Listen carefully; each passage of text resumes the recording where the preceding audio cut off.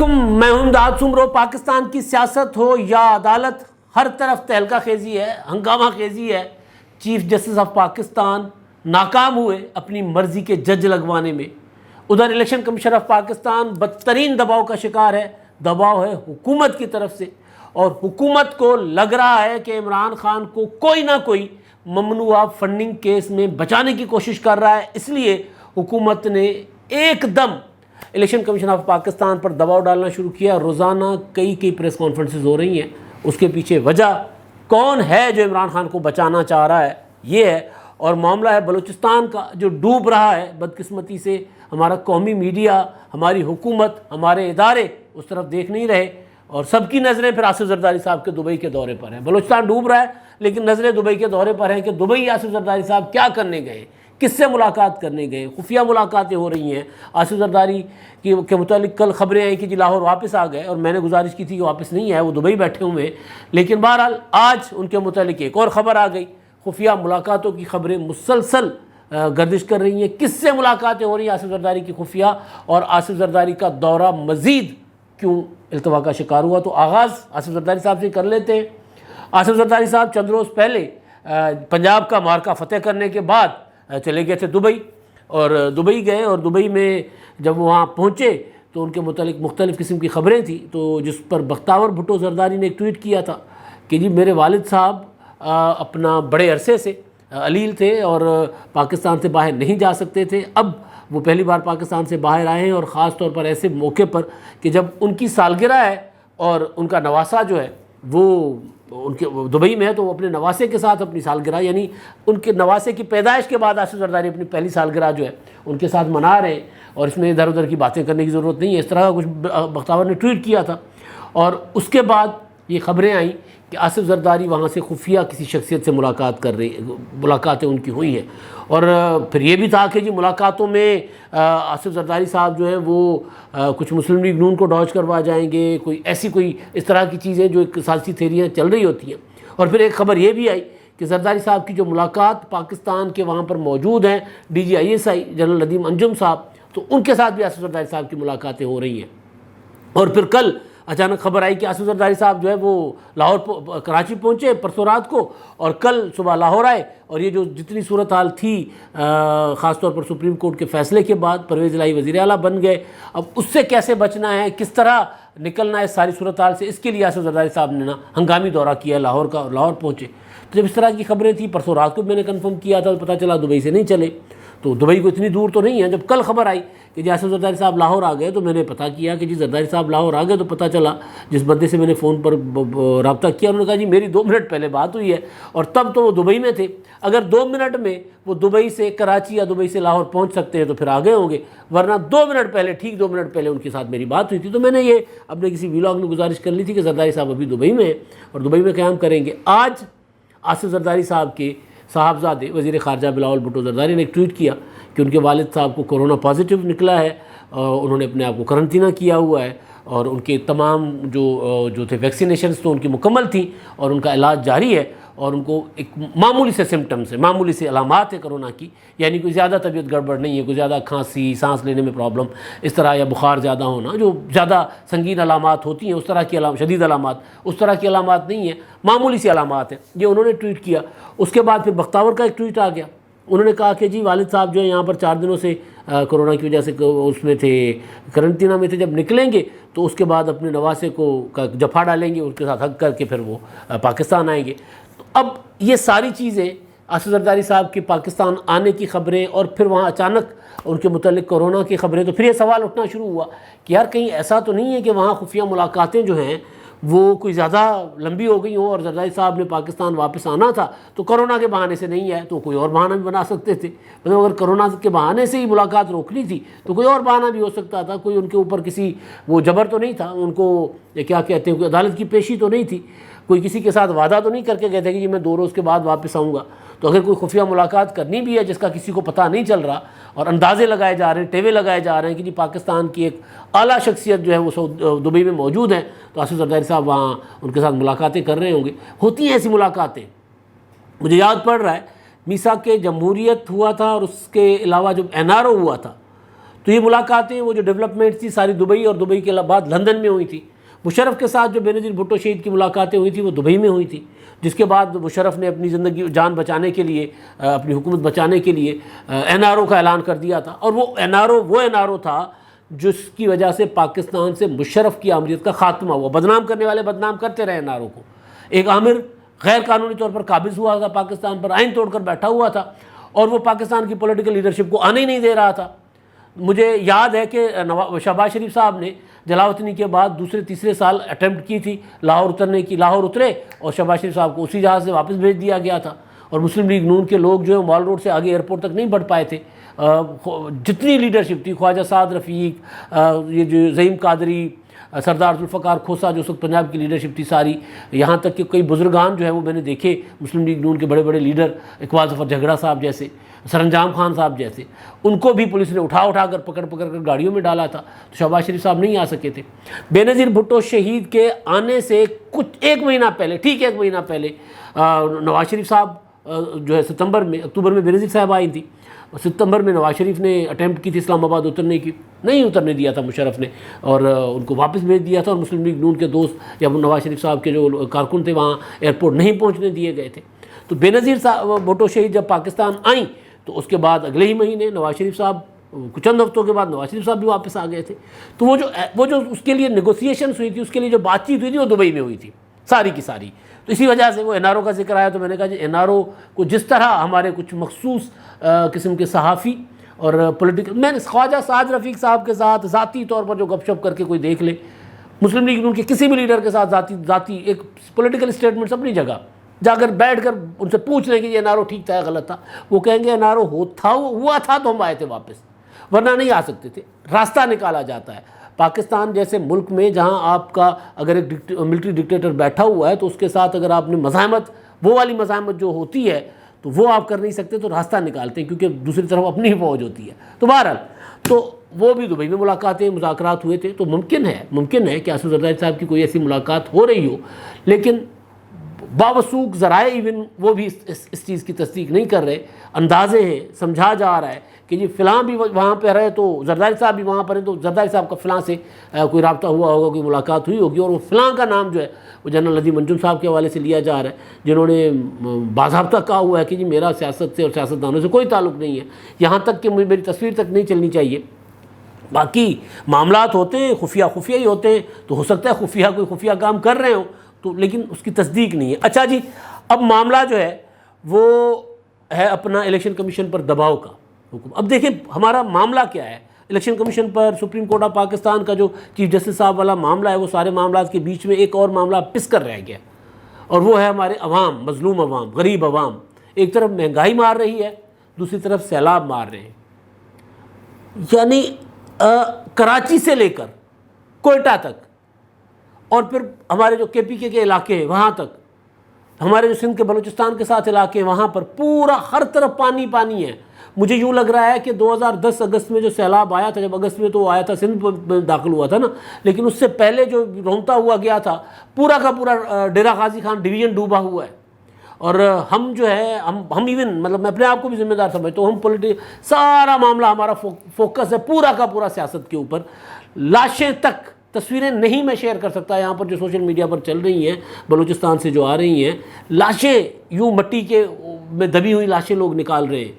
پورا کا پورا علاقہ میلوں تک پانی ہی پانی ہے. بلوچستان تو پورا تباہ ہو چکا ہوا ہے, ڈوب چکا ہوا ہے, اور کوئی آواز اٹھانے والا نہیں ہے. سب چیف جسٹس صاحب نے آج کیا کیا, PDM کیا کر رہا ہے, ابھی PDM کی میٹنگ بھی چل رہی تھی جب میں بات کر رہا ہوں, تو PDM کیا کر رہا ہے, عمران خان کو شکست کیسے ہوگی, پرویز الہی کیا کریں گے, آصف زرداری دبئی کیا لینے گئے ہیں. یہ سارے آپ جتنا بھی دیکھ لیں نا, کچھ 10ویں نمبر پر جا کر سیلاب کی خبر آتی ہے, لوگوں کے ڈوبنے کی خبر. لوگ مر رہے ہیں, لوگ ڈوب رہے ہیں, اور ہمارا مجموعی طور پر بحیثیت قوم ہمارا فوکس ہی نہیں ہے اس طرف, ہم اس طرف جا ہی نہیں رہے.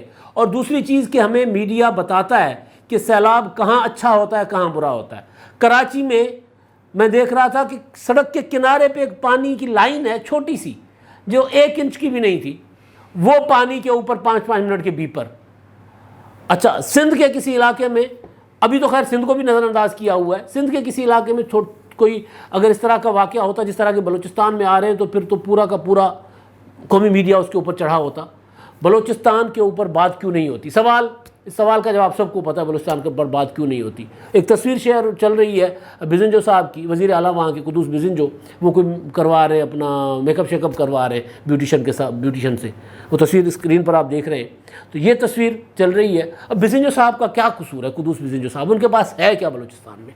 تو بہرحال اب آگے بڑھتے، بلوچستان ڈوب رہا ہے، راجن پور، یہ جو ڈیرہ غازی خان یہ ڈوب رہا ہے، کے پی کے کا بڑا حصہ ڈوب رہا ہے، میرا علاقہ دادو، وہاں پر پتہ چلا ہے کہ منچھر ڈھنڈ جو ہے، منچھر جھیل، ڈھنڈ ہم سندھی میں کہتے ہیں، وہ اب خطرے کی لیول تک آ چکی ہوئی ہے، وہ کمزور ہے، 2010 میں وہ ٹوٹی تھی، تو جھیل نہیں ہے، وہ سمندر ہے پورا کا پورا، اس کا بھی برا حال ہے۔ تو بہرحال تو اس طرف ہمیں قومی میڈیا کو اور حکومتوں کو فوکس کرنا چاہیے، یہ جتنی حکومت سازیاں ہونی تھی ہو گئیں، اب اس طرف بڑھنا چاہیے۔ اب معاملہ حکومت کا اور اس کے بعد چیف جسٹس آف پاکستان صاحب کا جو معاملہ ہے اس پر میں بعد میں آتا ہوں۔ اب آج دن میں کوئی 7-8 پریس کانفرنسز حکمران جماعت کے وزراء نے کی ہیں۔ وزیر اعظم شہباز شریف صاحب نے بذات خود ٹویٹ کیا ہے، اور ایک ٹرینڈ چل رہا ہے، اور یہ میں نے تو دیکھا تھا پرویز رشید صاحب کے ٹویٹر پر، فارن فنڈنگ پر سزا دو، پھر نیچے چل کر وہ کہہ رہے ہیں فارن فنڈنگ کیس 8 سال ہو گئے اس میں ڈیلے میں، اور ایک قومی سلامتی داؤ پر لگی ہوئی ہے۔ ایک کرمنل ہے جس کو وہ دندناتے پھرنے کی جو اجازت ہے، اور پاکستان جو ہے اس کی بری قیمت ادا کر رہا ہے پاکستان، یہ انہوں نے ٹرینڈ چلایا ہوا ہے۔ وزیر اعظم شہباز شریف صاحب نے ٹویٹ کیا، اسٹیٹمنٹ دی ہے، وزیر اعظم صاحب اب متحرک ہو گئے۔ وزیر اعظم صاحب نے کہا جناب فارن فنڈنگ کیس بہترین مثال ہے کہ کیسے لاڈلے کو تحفظ دیا جا رہا ہے، یعنی لاڈلے کو تحفظ دیا جا رہا ہے، یعنی الیکشن کمیشن آف پاکستان پر انگلی اٹھ رہی ہے براہ راست۔ Election commission of Pakistan sandwich ہو چکا ہوا ہے، ادھر سے عمران خان حملہ آور ہے، ادھر سے اپنا حکومت حملہ آور ہے الیکشن کمیشن آف پاکستان پر۔ بلکہ آج تو قمرزمان قاہرہ صاحب نے اور جو مصدق ملک نے مل کر پریس کانفرنس کی تھی، اس میں انہوں نے کہا تھا کہ جی عمران خان تو حملہ کر ہی رہا ہے الیکشن کمیشن پر، انڈر اٹیک ہے ہی، اگر الیکشن کمیشن عمران خان کے خلاف فارن فنڈنگ کیس جو ثابت ہو چکا ہوا ہے، اور واقعتاً ثابت ہو چکا ہوا ہے کہ ممنوع فنڈنگ ہوئی ہے، وہ اعتراف کر چکے ہوئے، انہوں نے اپنے بتایا تھا کہ جی ہمارے فلاں ملازمین نے یہ کیا تھا تو ہم نے ان کے خلاف کارروائی کی تھی، مطلب وہاں پر کیا ہوتا ہے اس کو اعتراف کر چکے ہوئے الیکشن کمیشن میں پی ٹی آئی کے وکلاء اور پی ٹی آئی کے لوگ۔ تو خیر، تو ادھر سے حکومت کا پریشر ہے، ادھر سے عمران خان صاحب کا دباؤ ہے۔ عمران خان صاحب کا دباؤ نہیں ہے، عمران خان صاحب تو پورا کا پورا وہ الیکشن کمیشن پر حملہ آور گالیاں دے رہے ہیں، مطلب ایک پورا کا پورا گند اچھل رہے ہیں الیکشن کمیشن کے اوپر۔ اب ادھر سے حکومت نے کہا ہم بھی ایسا ہی کریں گے اگر ایسا عمران خان کے خلاف فیصلہ نہیں آتا تو۔ وزیر اعظم پر آتا ہوں واپس۔ فارن فنڈنگ کیس بہترین مثال ہے کہ کیسے لاڈلے کو تحفظ دیا جا رہا ہے۔ وزیر اعظم نواز شریف کے بیٹے سے تنخواہ نہ لینے کے الزام پر نااہل کر دیا گیا، جبکہ لاڈلے کو کلی چھوٹ دی گئی ہے، اور 8 سال سے فیصلہ نہیں آیا۔ ویسے کمال ہے، ویسے 8 سال، اور عمران خان صاحب نے ٹیکنیکل گراؤنڈز پر مقدمہ لڑا ہے، میرٹ پر نہیں لڑا۔ انہوں نے کہا کہ جی الیکشن کمیشن نہیں سن سکتا، پھر ادھر کبھی سپریم کورٹ گئے، کبھی اسلام آباد ہائی کورٹ گئے، کبھی کسی عدالت گئے، کبھی کسی عدالت، صرف ٹیکنیکل گراؤنڈز پر کہ جی یہ سن نہیں سکتے، یہ سننا ہے تو پھر Peoples Party, Muslim League Noon, J U I کا سب کا ایک ساتھ سن کر پھر ایک ساتھ فیصلہ سناؤ۔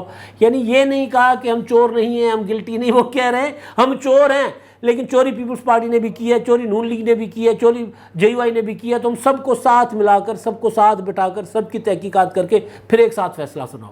مطلب کبھی ہوتا ہے نا ایک چوری اوپر سے سینہ زوری، اس طرح کی سینہ زوری کبھی نہیں سنی۔ کہہ رہے ہیں کہ جی ہاں ہم نے کی ہے، گند کیا ہے ہم نے، لیکن ہمیں اپنے سزا نہیں سنا سکتے، باقیوں کو بھی ساتھ سناؤ۔ تو 8 سال فارن فنڈنگ کیس رکوانے کے لیے اسلام آباد ہائی کورٹ میں 9 پٹیشنز ہوئیں، جبکہ 50 بار التوا لیا گیا۔ یہ وزیر اعظم صاحب کہہ رہے ہیں، وزیر داخلہ رانا ثناء اللہ صاحب، وہ یہ کہہ رہے ہیں کہ حکومت اور سیاسی جماعتوں کو تشویش ہے، اور مطالبہ ہے کہ فارن فنڈنگ کا جلد فیصلہ سنایا جائے۔ تقریباً 350 سے زائد کمپنیاں لوگ ممنوع فنڈنگ میں شامل ہیں، اور ان کے اپنے لوگوں جن کے اکاؤنٹس میں $750 ملین ابتدائی فنڈنگ ہوئی، جو حقائق ثابت ہو چکے ہیں۔ ایکشن بھی ان کے مطابق ہونا چاہیے، اور زیادہ سے زیادہ، اچھا جی یہ ان کا ہے مطالبہ۔ اور اگلا، فارن فنڈنگ کیس کا فیصلہ فوری طور پر اناؤنس کیا جائے۔ پی ٹی آئی کے وکلاء نے 50 بار کیس کی کارروائی معطل کروائی، اسے روکنے کے لیے 9 ریٹ پٹیشنز دائر کی، 8 سال اس کیس کو لٹکایا۔ اب فیصلہ محفوظ ہو گیا ہے تو سمجھ نہیں آ رہا کہ اسے سنانے میں کون سی رکاوٹ اور کیا مسئلہ ہے. یہ ہے سوال جو رانا ثناءاللہ صاحب نے اٹھایا. اسی سوال کا جواب میں ڈھونڈ رہا تھا کہ بھائی رانا ثناءاللہ صاحب نے پریس کانفرنس کی, قمر زمان کائرہ اور مصدق ملک نے پریس کانفرنس کی, وزیر اعظم صاحب نے ٹویٹ کر دیا, مریم نواز نے ٹویٹ کر دیا. یہ چل کیا رہا ہے؟ اتنا فارن فنڈنگ کیس پر کیوں حکومت اچانک جو ہے فوکسڈ ہو گئی؟ ایک تو یہ کہ عمران خان صاحب نے ناک میں دم کیا ہوا ہے, لیکن حکومت کے کچھ سورسز کا کہنا ہے کہ الیکشن کمیشن پر کہیں سے دباؤ ہے, کہیں سے. مولانا فضل الرحمان صاحب کہہ رہے ہیں کہ جی اٹک پار سے ہمیں شکوہ ہے, اٹک پار سے شکوہ ہے تو وہیں سے دباؤ ہے. تو الیکشن کمیشن آف پاکستان پر دباؤ ڈالا جا رہا ہے اٹک پار سے, اور پھر وہ جو ہم خیال لوگ ان کی طرف سے کہ فیصلہ نہیں سنانا, ہم خیال لوگوں کی طرف سے. تو لہٰذا اگر ہم دباؤ نہیں ڈالیں گے تو الیکشن کمیشن آف پاکستان فیصلہ نہیں سنائے گا. حالانکہ الیکشن کمیشن آف پاکستان کے متعلق حکومت کی رائے یہ ہے کہ وہ میرٹ پر کام کر رہا ہے election commission, chief election commissioner اور ان کے جو باقی ساتھی ارکان ہیں وہ. لیکن ان کا خیال ہے کہ جو ادھر سے اٹک پار سے اور ہم خیالوں سے, پڑوس میں ہم خیالوں سے پریشر آ رہا ہے الیکشن کمیشن پر, لہٰذا وہ پریشر الیکشن کمیشن کو برابر کا پریشر دیں گے تو پھر الیکشن کمیشن وہ والا پریشر جو ہے وہ برداشت کرتے ہوئے فیصلہ سنا دے گا عمران خان کے خلاف. جو کہ مطلب یہ میں کہہ رہا ہوں, میری جو الیکشن کمیشن کے لوگوں سے بات ہوئی وہاں سورسز سے, وہ کہہ رہے ہیں کہ جی جناب اوپن اینڈ شٹ کیس ہے, وہ جو حکومت کہہ رہی ہے کہ جی بالکل کھلا کیس ہے, کوئی اس میں مسئلہ ہی نہیں ہے. اچھا جی, اب معاملہ ہے کل chief election commissioner chief justice of Pakistan کے خلاف قومی اسمبلی میں تقریریں ہوئی تھی, سیدھی سیدھی تقریریں تھی, کوئی ڈھکی چھپی بات نہیں تھی, خاص طور پر بلاول بھٹو زرداری کی. انہوں نے تو ماضی کا حوالہ دے کر کہا تھا کہ اگر آپ کو آئین قبول نہیں ہے تو پھر گھر جائیں. یہ حوالہ تھا افتخار چودھری کا, لیکن کہہ رہے ہیں کہ جی آپ بھی ان کی طرح اگر کر رہے ہیں, آپ کو لگتا ہے کہ آپ آئین بنائیں گے, قانون بنائیں گے, اور آپ کو ہمارے والا آئین پسند نہیں ہے جو پارلیمنٹ نے بنایا, تو پھر گھر جائیں. اب وہ جو چیف جسٹس آف پاکستان پر اعتراض تھا بیسیکلی سیاسی جماعتوں کا, وہ تو یہ تھا کہ جی ایک ہم خیال بینچ بنا لیتے 3 لوگوں کا, 3 ججز صاحبان کا, خود جسٹس اعجاز الاحسن صاحب اور جسٹس منیب اختر صاحب. جو آئینی معاملہ آتا ہے اس میں لے جاتے ہیں, عمران خان صاحب کے متعلق جو معاملہ آتا ہے وہ سن لیتے ہیں, لہٰذا ان کے اپنا جو عمران خان صاحب مانگتے ہیں وہ دے دیتے. یہ ان پر الزام حکومت لگا رہی ہے, میں نہیں لگا رہا, وکلا لگا رہے ہیں, بارس لگا رہی ہیں.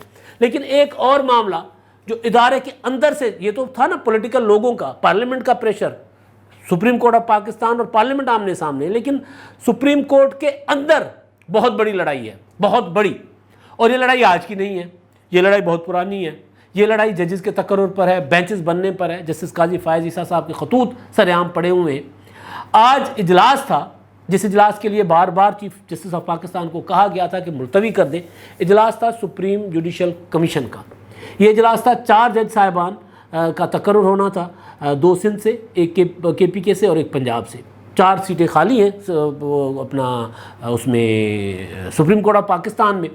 اس پر چیف جسٹس آف پاکستان سوائے پشاور ہائی کورٹ کے چیف جسٹس کے باقی جونیئر جج صاحبان اوپر لانا چاہ رہے تھے. سندھ سے 4تھے 7ویں 6ٹھے نمبر کے جج جو ہے, میں سن رہا تھا عبدالقیوم صدیقی اور حسنات ملک صاحب پروگرام میں بیٹھے ہوئے تھے, میں نے اس کے نوٹس لیے ہوئے تھے, ان کے پروگرام میں سن رہا تھا, کیونکہ وہ کورٹ رپورٹنگ وہ کرتے ہیں تو ان کو زیادہ بہتر پتہ ہوتا ہے, تو بجائے ادھر ادھر سورسز دیکھنے کے 4تھے 6ٹھے اور 7ویں نمبر کے جج صاحبان کا سندھ سے جو ہے وہ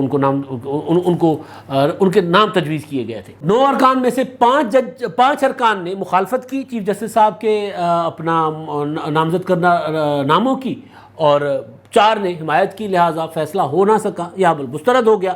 لیکن وہ یہ کہہ رہے تھے, جب وہ ان کا ویلاگ میں سن رہا تھا جب انہوں نے کیا تھا, وہ یہ کہہ رہے تھے کہ میٹنگ منٹس یا میٹنگ کا رزلٹ اناؤنس نہیں کیا گیا, یعنی ڈیفر کر دیا گیا, تاکہ دوسرے بار جب اجلاس بلایا جائے تو یہ نام واپس آ سکے. تو چیف جسٹس صاحب کو اندر سے بڑے عرصے سے اس طرح کی ریزسٹنس کا سامنا ہے اپنی عدالت کے اندر سے کہ جی جونیئرز کو کیوں آپ اوپر لے کے آ رہے ہو, سینئر جج صاحبان کو کیوں نہیں جو ہے آپ لا رہے. ماضی میں وہ اپنی مرضی کرتے رہے, لیکن اس بار ان کو اپنی مرضی نہیں کرنے دی گئی. اب تک کے لیے اتنا ہی. اللہ حافظ.